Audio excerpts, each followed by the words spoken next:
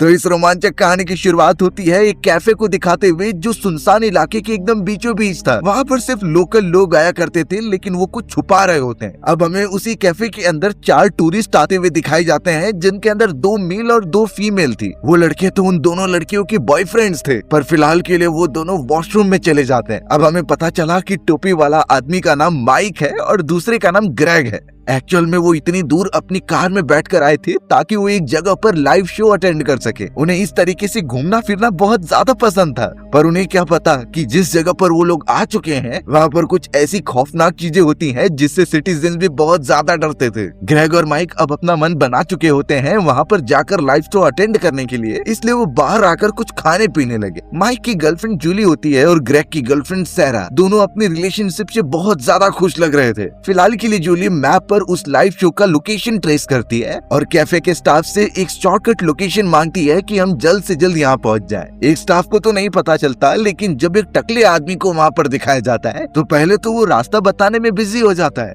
फिर बाद में वो सैरा को गंदी नजर से देखने लगा था। अब जैसे ही ग्रेग ये नोटिस करता है तो वो तुरंत ही उस आदमी के सामने आ गया। वो तो उसे गुस्से वाली नजर से देखने लगा था। अब वो बाल्ड मैन तो और ज्यादा गुस्सा होने लगा और दोनों में लगता है कि झगड़े होंगे, लेकिन सही समय पे वहाँ एक शेरिफ आ जाता है और दोनों को अलग कर देता है। वो स्टाफ मेंबर अब वहाँ से चला गया था। अब वहाँ पहुँचने की सबसे शॉर्टेस्ट लोकेशन पता चलने के बाद चारों कार में बैठ जाते हैं और वहाँ से तुरंत ही जाने की तैयारी करने लगते हैं। माइक तो गाड़ी चला रहा था और साइड में जूली बैठी हुई होती है। वहीं ग्रेग अपनी गर्लफ्रेंड सैरा के साथ पीछे बैठा हुआ था। वो चारों इसी तरीके से कहीं भी घूमने के लिए साथ में निकल जाते। उन्हें एक्चुअल में किसी और की जरूरत पड़ती ही नहीं। ग्रेग तो यही कहता है कि हम उस लाइव शो में बहुत ज्यादा मजे करेंगे। इनफैक्ट उन्होंने तो बहुत अच्छे होटल्स में रुकने का प्लान भी किया था, लेकिन अचानक जूली बोलती है कि मेरा मोबाइल फोन मिल नहीं रहा है कहीं पर। वो जल्द से जल्द पूरे कार को चेक करने लगी और अब माइक ने भी कार साइड में लगा दिया था ताकि उसका मोबाइल फोन जल्द से जल्द मिल जाए, पर अफसोस जूली का मोबाइल वहाँ पर होता ही नहीं। तब जाकर जूली कहने लगी कि कहीं उसने कैफे के अंदर ही वो मोबाइल छोड़ तो नहीं दिया। इसकी पॉसिबिलिटीज ज्यादा थी क्योंकि मैप दिखाने के चक्कर में उसने डेस्क पर ही रख दिया था मोबाइल, लेकिन अगर उन्हें वापस जाना है तो उन्हें कई किलोमीटर वापस तय करना होगा।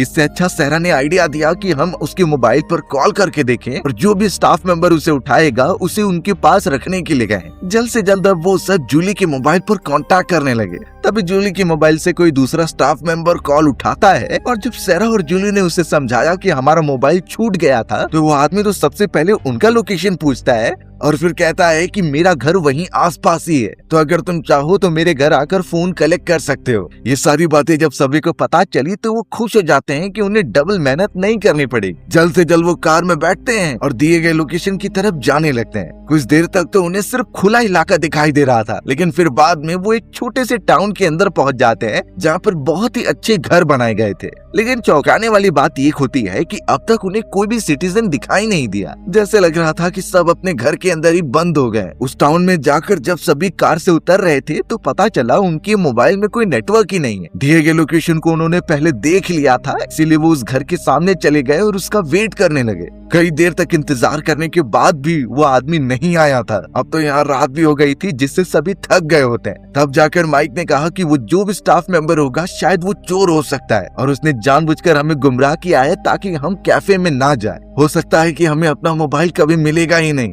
बाकी लोग भी माइक की बातों से सहमत हो जाते हैं, इसलिए वो वापस कार में जाने लगे। पर कार में बैठते ही पता चला कि वो चालू ही नहीं हो रही है। जल्द से जल्द बोनट को ओपन करने के बाद वो उसमें चेक कर रहे थे कि क्या प्रॉब्लम हो गई है। अब उनमें से कोई मैकेनिक तो था नहीं जो उसकी प्रॉब्लम आसानी से बता दे, यानी कि बात साफ थी कि जब तक कार ठीक नहीं हो जाती उन्हें पैदल ही रास्ता तय करना होगा। फिलहाल तो वो लोग काम कर ही रहे थे, तभी अचानक उन्हें कोई दिखाई दिया। माइक तो उस आदमी को अपने पास बुलाने की कोशिश करता है ताकि वो कुछ मदद कर दे, लेकिन वो अनजान आदमी कुछ रिप्लाई नहीं देता और वापस अंधेरे में चला जाता है, जैसे कि वो सिर्फ उन्हें वहाँ पर देखने आया था। अब कोई रास्ता ना होने के कारण उन्होंने पैदल जर्नी स्टार्ट कर दी और उसी टाउन के अंदर थोड़ा घूमने लगे। अब कुछ लोग मोबाइल में सिग्नल ढूंढ रहे होते हैं ताकि वो किसी से कांटेक्ट कर सके। वहीं हमें जूली दिखाई गई जो उन तीनों से अलग होकर थोड़ा आगे बढ़ रही थी। पता चला कि ट्रेवल करते ही उसके सामने एक आदमी आ गया है और थोड़ा आगे चलने पर पता चला कि उसके चेहरे पर जोकर मास्क बना हुआ है। वो तो एक हथियार लेकर जूली की तरफ ही देख रहा था, जैसे कि वो जूली को मारना चाहता है। जूली ये एक्सपीरियंस करके इतना ज्यादा डर गई कि वो धीरे धीरे पीछे आ रही थी। वो तो अपने दोस्तों को बताने जाती इस बारे में, तभी सामने से एक कार आ गई। अच्छा हुआ कि वो कार सही समय पर ब्रेक लगा देती है, जिससे कि जूली की जान बच गई और बाकी लोग उसे आकर संभालते हैं। कार के अंदर से तो दो आदमी जिनका नाम जिमी और एडी होता है, वो बाहर निकलकर जूली और बाकियों को डांटते हैं, क्योंकि अगर जरा सी भी देर हो जाती तो जूली कार से टकरा जाती। उन्होंने सही समय पर ब्रेक लगा दिया, जिससे कि उसकी जान बच गई है।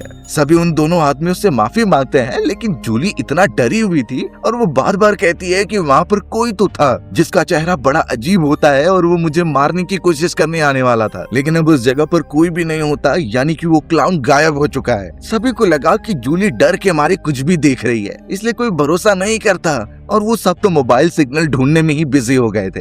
वो दोनों आदमी जो कार से नीचे उतरे होते हैं, उनका नाम जिमी और एडी होता है। वो दोनों तो ग्रेग और उसके सभी साथियों पर काफी चिल्ला रहे थे इस लापरवाही के कारण। लेकिन उस मोमेंट पर एडी भी नोटिस करता है कि उसके मोबाइल फोन में सिग्नल ही नहीं आ रहा है। वो तो कार के पास जाकर अलग अलग जगहों पर चेक करने लगा कि सिग्नल मिल सके और वो जल्द से जल्द पुलिस ऑफिसर को कॉल कर दे। दूसरे आदमी यानी जिमी के पास तो कोई मोबाइल फोन था ही नहीं जिससे वो कांटेक्ट कर सके किसी से। अब एडी जब एक ट्रक के साइड में जाता है, तभी उस ट्रक के पीछे वाले हिस्से से एक क्लाउन बाहर निकला।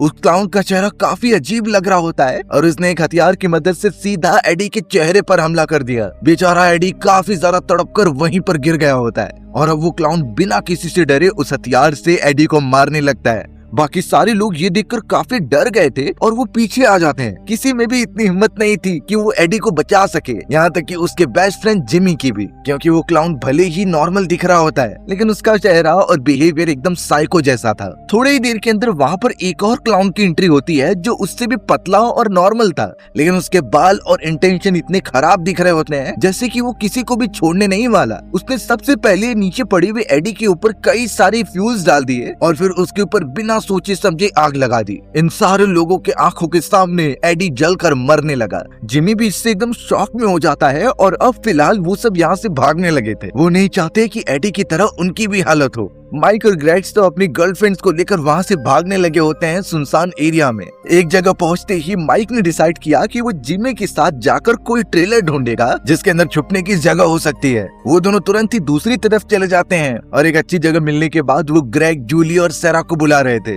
ग्रेग जैसे तैसे अपनी गर्लफ्रेंड सेरा को लेकर आगे बढ़ता है, पर तभी पता चला कि एक जोकर यानी कि क्लाउन वहाँ पहुँच चुका है और उसने जूली का मुंह बंद करके पीछे घसीट लिया। ग्रेग और सेरा जब पहुँचे तो माइक अपने गर्लफ्रेंड जूली के बारे में पूछ रहा था, लेकिन जूली तो वहाँ पर कहीं दिखाई नहीं देती। वो चारों तरफ उससे आवाज लगाकर बुलाने लगा, लेकिन ऑब्वियस बात है कि वो उन क्लाउन्स के हाथों लग गई है। माइक बहुत ही ज्यादा उदास होता है, लेकिन एक क्लाउन तो उनके पास भी पहुंच चुका था, इसीलिए उन्हें अपनी जान बचानी पड़ी और ट्रैवल करते हुए वो सीधा एक अबैंडन हॉस्पिटल में आ जाते हैं। ये हॉस्पिटल एकदम सुनसान लग रहा था, जो सालों पहले किसी हादसे के कारण बंद कर दिया गया होता है। वो सब यही प्रे कर रहे थे कि यहाँ पर वो सारे क्लाउन्स ना पहुँचे और किसी भी तरीके से वो बचकर निकल जाए, पर उन्हें क्या पता कि ये तो उन सारे क्लाउन्स का रहने का एक अड्डा है और वो सब इसी जगह पर उनका शिकार बनने के लिए अपने आप ही आ गए हैं। अब जैसे ही वो एक खुले वाले एरिया की तरफ आगे बढ़ते हैं जो उस हॉस्पिटल का लॉबी वाला एरिया था और जिमी सबसे पीछे वाले हिस्से में होता है, पर तभी पता चला कि एक कमरे में से किसी क्लाउन ने जिमी को अंदर खींच लिया है और उसने दरवाजा भी बंद कर दिया था। बाकी लोग जिमी की कुछ मदद नहीं कर सकते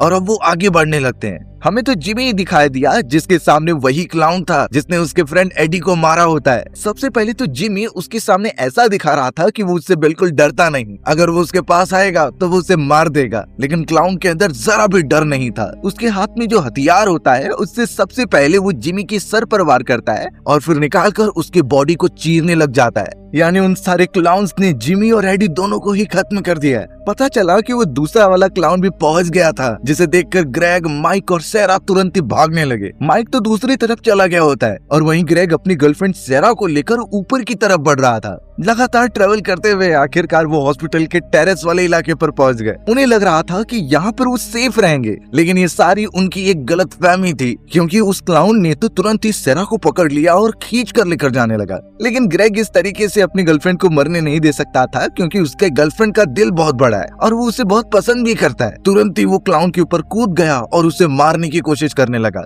पहले तो वो क्लाउन मरने की एक्टिंग करता है, लेकिन फिर पलटवार करते हुए ग्रेग को काफी डैमेज पहुंचाने लगता है।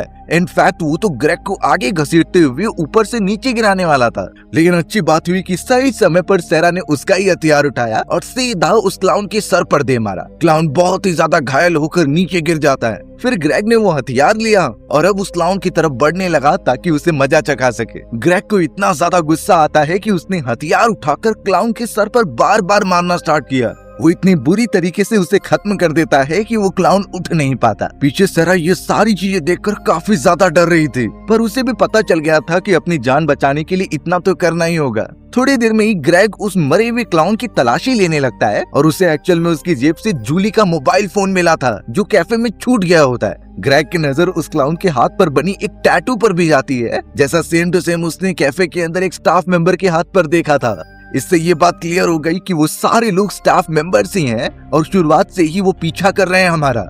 उनके पास ये मोबाइल फोन था और उन्होंने जानबूझकर हमें यहाँ पर बुलाया, यानी अब उन्हें और भी ज्यादा चौकन्ना रहना होगा और पुलिस ऑफिसर को जितना जल्दी हो सके इन्फॉर्म करना होगा। वहीं दूसरी तरफ हमें जूली दिखाई गई जिसे अलग ही स्टोर रूम के अंदर बंद करके रखा गया था। पता चलता है कि एक फीमेल क्लाउन तुरंत ही उसके पास आती है और बहुत ही क्रीपी स्माइल देते हुए उसकी बॉडी पर कुछ लगाने लगती है, जैसे कि वो जूली को मैरिनेट कर रही है मारने से पहले। जूली तो चिल्ला रही थी लेकिन उसका सुनने वाला कोई भी नहीं होता। अब हमें ग्रेग और सेरा दिखाए जाते हैं जो भागते हुए वहाँ से दूर निकलने लगे थे। ग्रेग लगातार माइक को आवाज दे रहा था क्योंकि वो कहीं छुपा हुआ होता है। जैसे ही वो ग्रेग की आवाज सुनता है तो माइक भी बाहर आ गया और उनके साथ मिलकर भागने लगा। वो तीनों एक जगह पर भी रुक नहीं सकते थे क्योंकि चारों तरफ वो क्लाउन कहीं भी हो सकते हैं। उन्हें जल्द से जल्द यहाँ से दूर जाकर पुलिस ऑफिसर्स को बुलाना होगा। तुरंत ही वो तीनों भागते हुए जिमी और एडी की कार में आकर बैठ जाते हैं जो अभी चल रही थी। इस बार ग्रेग उस गाड़ी को चलाता है और स्टार्ट करके तुरंत ही रोड साइड से आगे बढ़ने लगता है। वो यही प्रे कर रही थी कि रास्ते में कहीं भी उन्हें क्लाउन न दिखाई दे। कई देर तक वो आगे बढ़ते चले गए पर पता चला सामने एक बूढ़ा आदमी मौजूद है जो धीरे धीरे सड़क के बीचों बीच में से चल रहा था। अब ग्रेग इस तरीके से बूढ़े आदमी को धक्का देकर गाड़ी आगे नहीं भगा सकता था। वो सभी को अंदर रहने के लिए बोलकर धीरे धीरे उतरता है और उस बूढ़े आदमी को चेक करने जाता है। हमें ये पता चला कि उस बूढ़े आदमी के बॉडी में कुछ धंसा हुआ है जिससे कि वो अधमरा हो चुका था और ये काम उन सारे खतरनाक क्लाउन्स का ही होता है जिन्होंने अब जैसे तैसे उस जगह को पूरी तरीके से घेर लिया था। वो बूढ़ा आदमी तो ग्रेग से कहता है कि भाग जाओ यहाँ से, पर शायद अब काफी देर हो चुकी थी क्योंकि तीनों के तीनों क्लाउन्स वहाँ पर हथियार लेकर पहुंच जाते हैं। एक तो कार के अंदर भी घुसकर सेरा और माइक पर हमला करने की कोशिश करता है। इस वजह से माइक भी उन पर अटैक कर रहा था, पर ऑब्वियस बात है कि उनके पास हथियार हैं और इतने हथियार से वो लड़ नहीं सकते। इसलिए माइक और सेरा दूसरे कार का दरवाजा ओपन करते हैं और तुरंत ही वहाँ से फॉरेस्ट की तरफ भागने लग जाते हैं। दूसरा क्लाउन तो ग्रेग के सामने आकर बहुत ही मुस्कुरा रहा था। ग्रेग भी अब डर के मारे तुरंत ही वहाँ से भागने का डिसाइड करता है और फॉरेस्ट वाले एरिया की तरफ चला जाता है। उसे नहीं समझ रहा था कि अगर वो थोड़ी डिस्टेंस पर पहुंचते हैं तो उन सारे क्लाउन्स को उनकी लोकेशन कैसे पता चलती है। फिलहाल तो सबसे तेज भागकर आगे बढ़ना ही सबसे बेस्ट ऑप्शन था। अब पता चला कि ग्रेग पहुंच चुका होता है एक घर के पास जो फॉरेस्ट के बीचों बीच था। कहीं और जाने के बजाय वो उस घर के अंदर जैसे तैसे घुस गया और अंदर जाने पर उसे सिर्फ एक बूढ़ी लेडी दिखाई देती है। उस लेडी का नाम ओलिविया था जो यहाँ घर के अंदर कई सालों से रहती थी। ग्रेग ने उससे मदद मांगी और कहा कि मुझे मोबाइल फोन चाहिए ताकि मैं एक कॉल कर सकूं। लेकिन ओलिविया ये बताती है कि घर में कहीं भी मोबाइल फोन नहीं है क्योंकि उसका बेटा ही सारी चीजें अरेंज कर देता है। उसे कभी मोबाइल फोन और ऐसी टेक्निक की जरूरत ही नहीं पड़ी। ग्रेग तो अब ओलिविया के बेटे के बारे में पूछने लगा तो वो बताती है कि वो कुछ ही देर में आता ही होगा और अगर तुम चाहो तो वो तुम्हारी अच्छी तरीके से मदद भी कर देगा। ग्रेग को पहले तो शक नहीं होता और वो यही सोचता है कि उसके बेटे के आने के बाद वो तुरंत ही कांटेक्ट करा लेगा और यहाँ से बाहर निकल जाएगा। तभी ग्रेग की नजर एक फोटो फ्रेम पर जाती है जहाँ ओलिविया और उसके पूरी फैमिली मेंबर्स थे, यानी उसके हस्बैंड और कुछ बच्चे। ग्रेग तो अब काफी क्यूरियस हो जाता है और ओलिविया के बारे में पूछने लगता है। तब जाकर ओलिविया अपने पास्ट के बारे में बताती है जो कई साल पहले घटा था। ग्रेग भी उसकी कहानियों में एकदम खो सा गया होता है।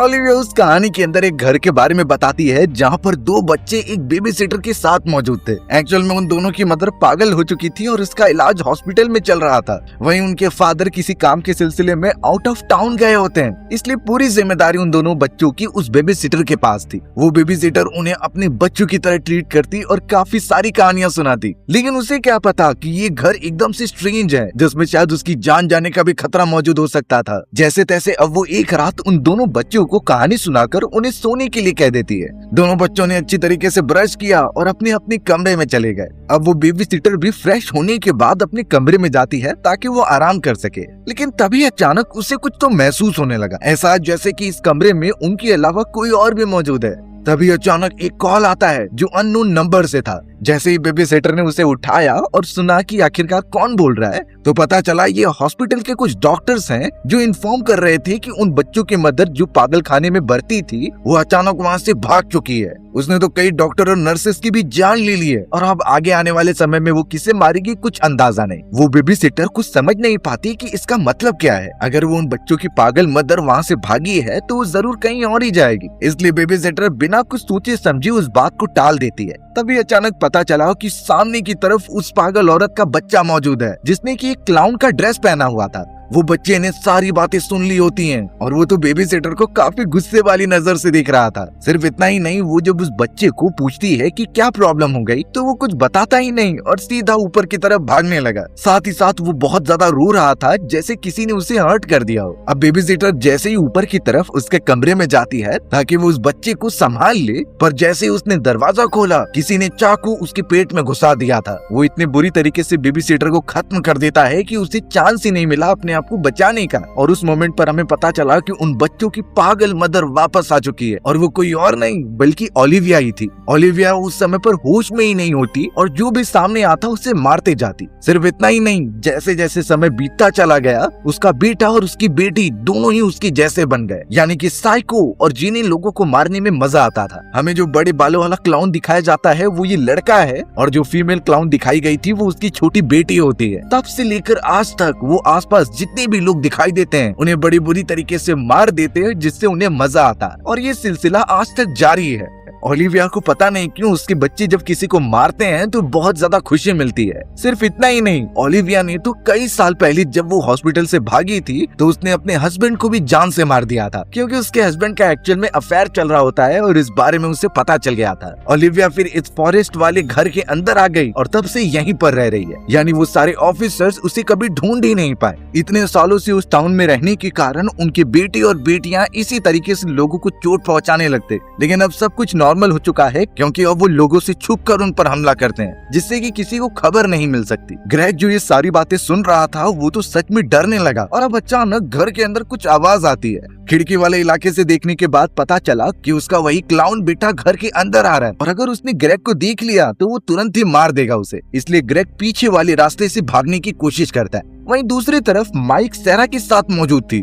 और वो दोनों भी बचते हुए फिर रहे होते हैं यहाँ से वहाँ। जैसे ही वो एक खुले वाले एरिया में आए तो वहाँ उन्हें गार्बेज कलेक्टर व्हीकल दिखाई देता है। थोड़ा रुककर देखने के बाद पता चला कि इसके अंदर वही दोनों क्लाउन्स मौजूद हैं और उनके हाथ में तो हमेशा हथियार ही रहते हैं। माइक और सेरा का यही प्लान था कि जैसे ही वो क्लाउन्स थोड़ा दूर जाएंगे तो वो गार्बेज कलेक्टर वाली व्हीकल लेकर यहाँ से निकल सकते हैं। अब जैसे ही माइक और सेरा को ये मौका दिखाई दिया तो वो भागते हुए उस कार की तरफ आ जाते हैं और जैसे ही उसके अंदर बैठने गए तो पता चला ये उन क्लाउन्स की चाल थी। उन्होंने तुरंत ही हमला करके दोनों को ही बंदी बना लिया था, यानी कि अब वो लोग उन सारे क्लाउन्स के चंगुल से बचकर निकलने ही नहीं वाले। थोड़ी देर के अंदर हमें जूली को दिखाया जाता है जिसे बांध कर रखा गया था और उसी के साइड में माइक और सेरा भी मौजूद होते हैं जिन्हें अच्छी तरीके से बांध दिया गया होता है। वो समझ नहीं पाते कि आखिरकार निकले कैसे, क्योंकि जरा भी देरी हुई तो वो सारे क्लाउन्स उन्हें मार देंगे। तो ऐसी सिचुएशन में अगर हम फंस जाएं तो पहले भी बताया गया है कि कैसे हमें रस्सी से अपना हाथ छुड़ाना है। ये बहुत ही इजी टेक्निक होती है जिसे हम सभी को जान लेना चाहिए। अगर हमें जल्द से जल्द अपना हाथ रस्सी से छुड़ाना है तो एक बात ध्यान रखिए कि हमें अपना अंगूठा तोड़ना होगा। ये भले ही थोड़ा दर्दनाक टेक्निक होती है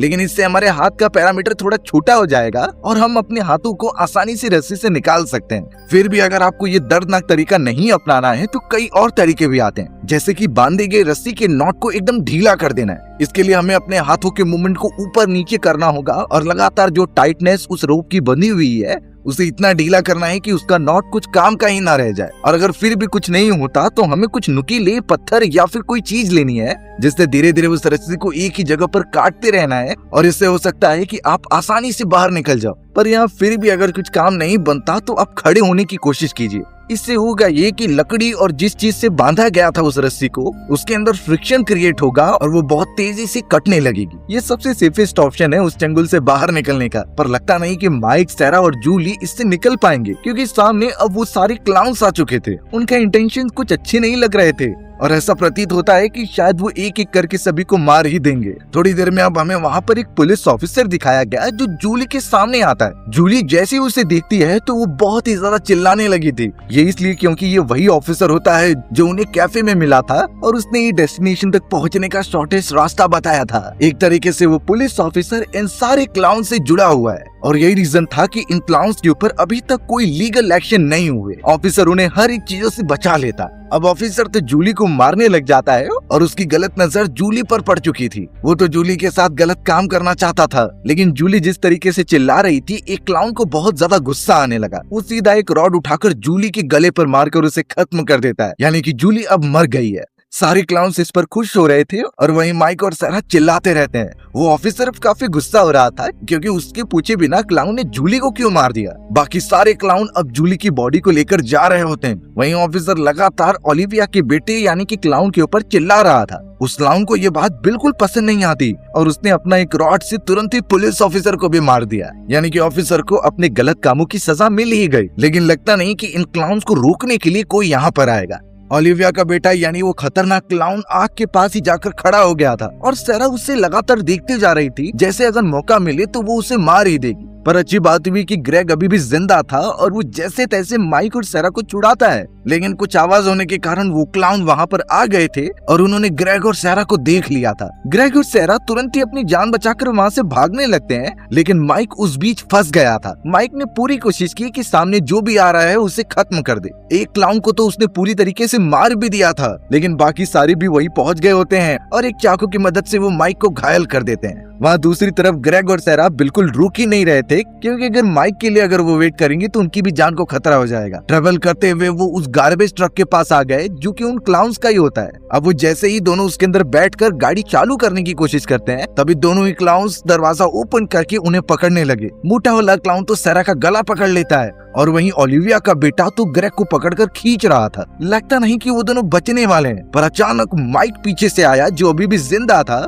और उसने मोटे वाले क्लाउन को पीछे से मारना स्टार्ट कर दिया। सिर्फ ग्रेग को ही छुड़ाना था जिसे वो क्लाउन पकड़ कर रखता है। ग्रेग और सैरा जैसे तैसे उस दूसरे वाले क्लाउन को भी दूर फेंकते हैं और दरवाजा बंद कर लेते हैं। माइक और मोटे क्लाउन में काफी ज्यादा फाइटिंग हो रही थी। लग रहा था कि दोनों एकदम बराबरी के हैं, पर माइक यहाँ घायल हो चुका था, इसीलिए वो मोटे क्लाउन को गार्बेज कलेक्टर ट्रक में डाल देता है और बेहोश होने से पहले उसका लीवर ऑन कर देता है। इससे होता यह है कि गार्बेज कलेक्टर की मशीन चालू हो गई थी और अंदर मौजूद उस मोटे से क्लाउन की जान ही चली जाती है। वो तो पूरा उसके अंदर पिस गया था। ग्रेग और सैरा जो ट्रक के अंदर बैठे हुए होते हैं, वो आवाज सुनने के बाद ये समझ रहे थे कि माइक को मार दिया गया है, इसीलिए वो उसे बचाने नहीं जाते और सीधा ट्रेवल करते हुए दूर निकल जाते हैं। कई घंटों बाद आखिरकार जब सुबह हो रही थी तो ग्रेग और सैरा को लग रहा था कि वो बच जाएंगे, क्योंकि अब शहर भी काफी पास आ चुका था और वहाँ लगता है कि ये सारे क्लाउन्स नहीं आ सकते। पर ग्रेग और सैरा को क्या अंदाजा कि ठीक उनके पीछे ही वो होते हैं जो शायद किसी भी रूल को फॉलो नहीं करते और दूसरों की जान लेना तो उनके लिए सिर्फ एक खेल है। हो सकता है कि वो ग्रेग और सैरा से बदला लेने के लिए शहर में भी चले जाएं,